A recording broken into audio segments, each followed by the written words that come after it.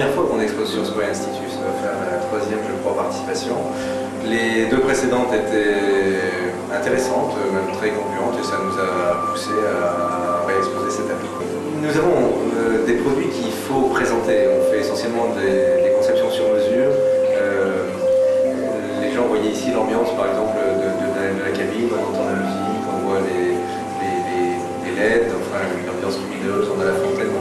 Tout ça, si on ne peut pas le présenter, ça ne va pas rendre sur un site internet, par exemple. C'est pas du tout pareil sur un catalogue papier, n'en parlons pas. Donc nous, sur les salons, on attend justement que les gens, on s'attend à ce que les gens aient un peu de temps pour venir essayer et puis voir comment on peut travailler. De ce côté-là, c'était assez intéressant. On a eu pas mal de porteurs de projets et également on a une clientèle internationale qui était fort intéressante, comme on se développe beaucoup à l'expo en ce moment. On a vu des pays où le marché du spa est en train de se développer, de naître et de croître.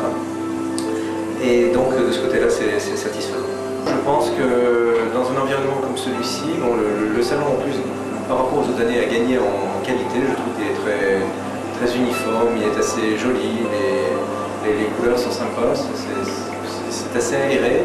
Mais malgré tout, chaque société peut faire valoir son identité.